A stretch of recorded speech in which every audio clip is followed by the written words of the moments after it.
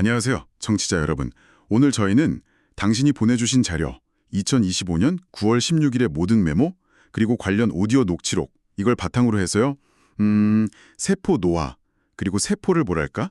리부트하는 방법에 대해서 좀 깊이 파헤쳐 보려고 합니다. 네, 안녕하세요. 이 자료들 보니까 제목이 세포 리부트, 건강과 젊음을 위한 3단계 심층 가이드, 이렇게 되어 있고 또 관련 오디오 내용도 있네요. 맞습니다. 그 자료들을 보니까 우리가 흔히 생각하는 노화, 주름 같은 거 말고요. 그보다 훨씬 근본적인, 그러니까 세포 수준에서의 과정을 다루고 있더라고요. 네, 그래서 오늘 목표는 그거서 세포가 도대체 왜 늙는 건지, 또 그 좀비 세포라는 건 뭔지, 우리 몸에 어떤 영향을 주는지, 그리고 자료에서 제시하는 그 3단계 접근법, 이게 뭔지 핵심을 좀 알아보는 겁니다.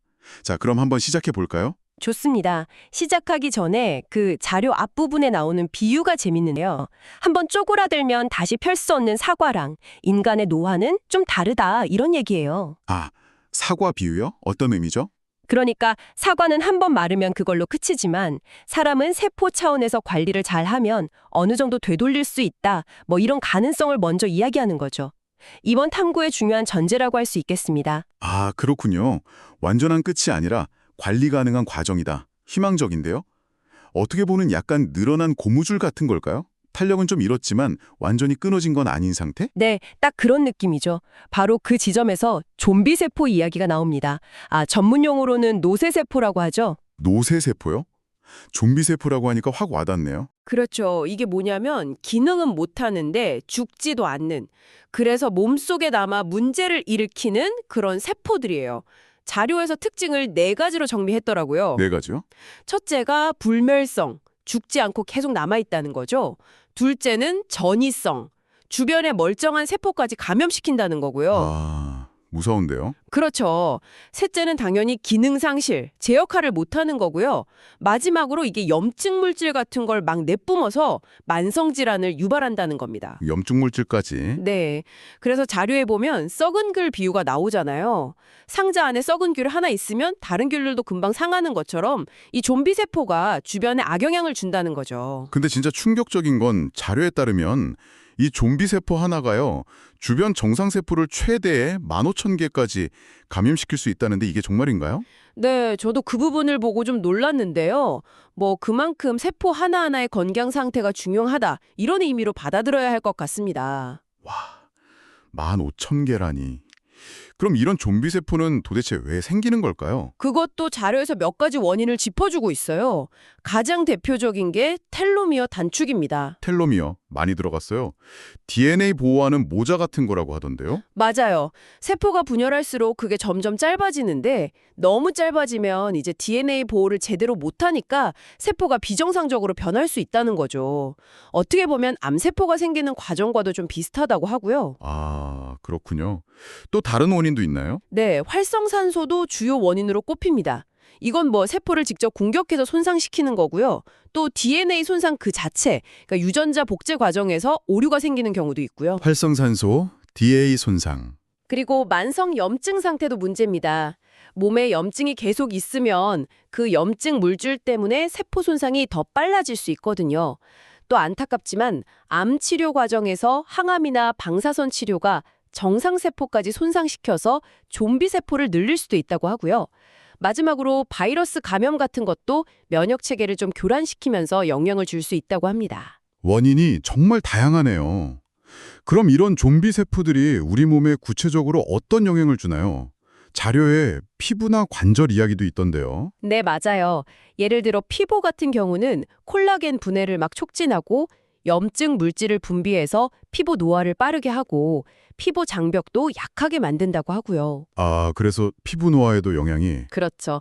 관절은 또 연골을 파괴하는 효소를 늘리고 염증을 일으켜서 퇴행성 관절염의 원인이 되거나 악화시킬 수 있다고 합니다. 주변 세포까지 감염시키면서요. 관절염까지. 생각보다 영향이 크네요. 네. 근데 이게 피부나 관절, 특정 부위에만 머무르는 게 아니라는 게 더 심각한 문제입니다. 자료에 따르면 이 좀비 세포들이 혈관을 타고 온몸을 돌아다닐 수 있다는 거예요. 혈관을 타고 온몸으로요? 네. 그래서 고혈압이나 심근경색, 뇌졸중 같은 심혈관 질환, 또 심부전, 당뇨, 대사증후군, 심지어는 치매나 암 발생 위험까지 높일 수 있다는 가능성을 제기하고 있어요. 와, 거의 모든 만성질환과 관련이 있을 수 있다는 거네요. 그 자료 속 TV 캡처 화면 문구 내 몸속에 나 있다. 이게 정말 섬뜩하게 느껴지는데요. 그니까요. 그래서 결국 세포 수준에서부터 관리가 정말 중요하다. 이런 결론으로 이어지는 거죠. 네, 결국 신체 나이가 곧 세포 나이다 이 말이군요. 맞습니다. 자료에서도 그걸 강조하면서 우리가 어떻게 관리하느냐에 따라 젊음을 어느 정도 유지하거나 되찾을 수도 있다고 주장해요. 물론 불규칙한 생활, 비만, 과식, 음주, 스트레스 이런 건 당연히 피해야 하고요. 그렇죠. 반대로 좋은 습관은 뭐가 있을까요? 충분한 수면, 꾸준한 운동, 그리고 항산화 성분이 풍부한 음식이나 텔로미어 길이에 좋다고 알려진 식품들 섭취, 또 명상 같은 걸 통한 스트레스 관리, 이런 것들을 중요하게 언급합니다. 생활 습관 개선이 핵심이네요. 네, 그리고 아주 극적인 사례로 그 쌍둥이 이야기가 나오죠? 빌과 릭 앤드루스. 아, 맞아요. 그 이야기 정말 놀랍던데요. 유전자가 거의 같은 일란성 쌍둥이인데 63세 때 신체 나이가 한 명은 41.5세, 다른 한 명은 70세로 나왔다고요? 네, 무려 충10년 가까이 차이가 난 거죠. 와, 어떻게 그렇게 차이가 날 수 있죠? 생활 습관 때문이었나요? 네, 자료 설명을 보면 빌은 아주 규칙적으로 자고 매일 16km씩 달리고 항산화제 챙겨 먹고 스트레스 관리도 잘했대요. 반면에 릭은 비만에 생활 불규칙하고 운동 거의 안 하고 과식에 음주, 스트레스는 폭식으로 풀고. 완전히 정반대 생활을 했군요. 그렇죠. 그러니까 유전적인 요인도 물론 있겠지만 후천적인 관리가 신체 나이에 얼마나 큰 영향을 미치는지 보여주는 아주 강력한 사례로 제시된 겁니다. 이 이야기를 듣고 계신 당신은 지금 세포 건강을 위해 어떤 습관을 가지고 계신지 한번 돌아보시면 좋겠네요. 네, 정말 생각할 거리를 많이 던져주는 사례입니다. 자, 그럼 이제 좀 더 구체적으로 들어가서요. 이 자료에서 제시하는 세포 건강 개선 전략, 셀 리부트 3단계라는 거, 이걸 좀 자세히 살펴보겠습니다. 엔트리라는 곳의 제품들을 예시로 들면서 설명하고 있던데 핵심은 청소, 흡수 부스팅, 에너지 부스팅, 이 세 단계더라고요. 맞습니다. 첫 번째 단계가 세포 청소인데요. 자료에서는 메타 액티브라는 제품을 예로 들면서 주로 장 환경 개선이랑 세포 내부 정화에 초점을 맞추고 있어요. 장 청소가 왜 첫 단계일까요? 세포 이야기인데 갑자기 장이 나오니까 좀 의아하긴 했거든요. 그게 이유가 있더라고요. 자료에 따르면 우리 몸 면역세포의 한 70% 정도가 장에 몰려 있대요. 그리고 장이 건강해야 몸 전체의 해독작용이나 에너지 생성도 원활해진다는 거죠. 아, 장이 면역이랑 해독, 에너지까지 다 관련이 있군요. 네, 장에서 생긴 독소가 혈액을 타고 돌다가 세포까지 갈 수도 있으니까요. 그래서 자료 표현을 빌리자면 장의 상태가 곧 세포의 컨디션이다. 이렇게까지 이야기하는 겁니다. 그리고 세포 안에도 찌꺼기나 손상된 단백질, 심지어 좀 좀비 세포 자체가 쌓일 수 있으니 이것도 청소해야 한다는 거고요. 그렇군요. 장부터 깨끗하게 하고 세포 속까지 청소한다. 이게 첫 단계의 핵심이네요. 그 메타액티브라는 제품은 그럼 어떤 원리로 이걸 돕는다고 설명하나요? 그 제품의 핵심 성분으로 슈퍼종균 L-14 컴플렉스라는 걸 언급하는데요. 이게 단순히 유산균, 그러니까 프로바이오틱스만 넣은 게 아니라 유산균의 먹이가 되는 프리바이오틱스, 그리고 유산균이 만들어내는 대사산물, 이걸 포스트바이오틱스라고 하죠. 이 세 가지를 다 합친 복합 배양물이라고 설명해요. 대사산물의 생리 활성을 그대로 살리기 위해서 100% 동결건조 방식을 썼다고 강조하더라고요. 비용은 좀 들어도 효과를 높이려는 선택이었다고요. 그래서 일반 유산균보다 증식 속도도 빠르고 다당체라는 항암식품 기준이 되는 물질도 많이 만들어낸다고 주장합니다. 기대 효과로는 항비만, 항염, 항암 이런 것들을 이야기하고요. 상당히 복합적인 접근이네요. 단순히 균만 넣는 게 아니라 장내 생태계 자체를 좋게 만들려는 시도군요. 알겠습니다. 그럼 두 번째 단계, 세포 흡수 부스팅은 뭔가요? 슈퍼밸런스라는 제품이 예시던데요. 네, 두 번째 단계의 핵심은 이거예요. 아무리 좋은 걸 먹어도 우리 세포가 그걸 제대로 흡수하지 못하면 말짱 도루묵이라는 거죠. 아, 흡수율 문제군요. 맞습니다. 오히려 소화 안 된 음식물이 장에 남아서 부패하면 독소를 만들 수도 있고요. 그래서 세포가 영양분을 잘 빨아들여야 힘을 낼 수 있는데 문제는 나이가 들수록 소화 효소가 잘 안 나온다는 거예요. 소화 효소요? 나이 들면 소화 잘 안 된다는 얘기는 많이 들었는데 그게 세포 흡수랑도 관련이 있군요. 그렇죠. 자료에서는 30대, 40대부터 벌써 줄기 시작해서 60대가 되면 정말 현저하게 부족해진다? 심지어 발바닥 수준이라는 좀 과격한 표현까지 쓰면서 설명하더라고요. 발바닥 수준이요? 비유가 참 강렬하네요. 네, 그래서 2단계에서는 부족한 소화 요소를 외부에서 보충해 주는데 초점을 맞추는 겁니다. 슈퍼 밸런스라는 제품은 루피니 발효 효소라는 걸 쓴다고 하는데요. 루피니. 그건 좀 생소한데요. 네, 저도 찾아보니까 고대 곡물이라고 하더라고요. 왕가의 곡물이라고 불렸다는데 여기에 뭐 뉴욕타임즈 선정 10대 슈퍼푸드 이런 걸 같이 넣어서 발효시킨 자체 개발 효소라고 설명하고 있어요. 아, 좋은 재료들을 발효시켜서 만든 효소군요. 네, 그리고 또 파로 엠머밀이라는 통곡물 형태를 같이 발효시켜서 식이섬유 함량도 높였다고 해요. 이건 또 유익균의 먹이, 즉 프리바이오틱스 역할도 할 수 있겠죠. 그래서 탄수화물 분해 효소 역가가 얼마, 단백질 분해 효소 역가가 얼마 이런 수치들을 제시하면서 흡수를 돕는다는 걸 강조하고 있습니다. 맛도 괜찮다고 하고요. 결국 먹은 음식물이 잘게 부서져서 세포까지 잘 전달되도록 돕는다. 이게 두 번째 단계의 목표군요. 네. 알겠습니다. 자, 그럼 마지막 세 번째 단계. 세포 재생에너지 부스팅. 이건 메타올라이브라는 제품을 예로 들던데요. 어떤 내용인가요? 네, 이 단계는 이제 세포에 직접적으로 에너지를 넣어주고 보호막을 강화하는 개념입니다. 나이가 들면 세포 에너지 자체가 떨어지고 이게 또 활성산소나 염증을 만들어서 노화를 더 빠르게 진행시킨다는 전제가 있어요. 세포의 배터리가 방전되는 느낌이랄까요? 그렇죠. 특히 두 가지를 핵심 원인으로 지목하는데요. 하나는 세포 에너지 대사에 꼭 필요한 NAD+라는 물질이 줄어드는 것. 다른 하나는 앞서 말한 텔로미어 길이가 짧아지는 것. 이 두 가지가 노화의 주범이라고 보는 거죠. NAD+ 감소와 텔로미어 단축. 그래서 2단계는 여기에 직접 대응하는 거군요. 맞습니다. 그래서 메타올라이브의 핵심 성분으로 NMN이라는 걸 내세웁니다.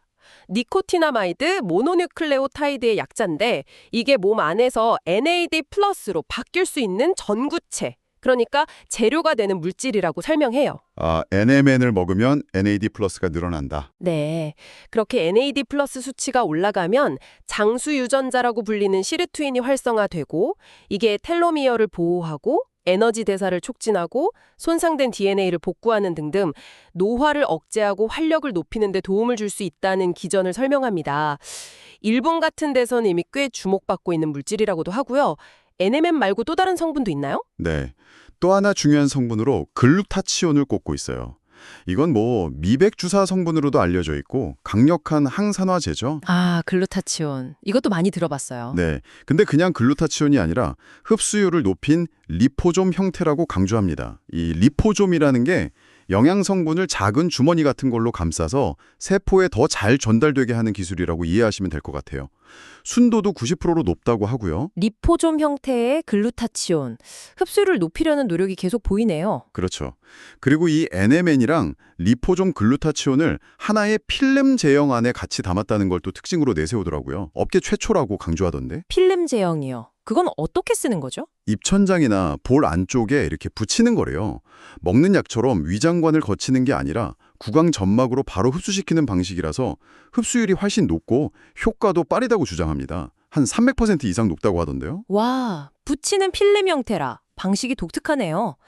그 외에도 뭐 비타민 B12나 블랙베리 추출물 같은 항산화 항염 관련 성분들이 포함되어 있다고 하고요. 알겠습니다. 그럼 이 3단계 전략을 다시 한번 간단하게 정리해 볼까요?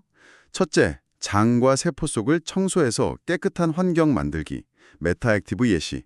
둘째, 영양소 흡수 능력을 높여서 효율을 올리기, 슈퍼밸런스 예시. 셋째, 세포에 직접 에너지를 충전하고 보호막을 강화하기, 메타올라이브 예시.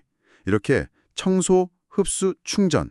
기억하기는 쉽네요. 네, 맞습니다. 그 세 가지 키워드로 딱 요약이 되죠. 근데 이런 어떤 제품이나 전략적인 접근법도 물론 중요하겠지만 결국에는 기본적인 생활 습관이 뒷받침되어야 한다는 점을 자료는 계속 강조하는 것 같아요.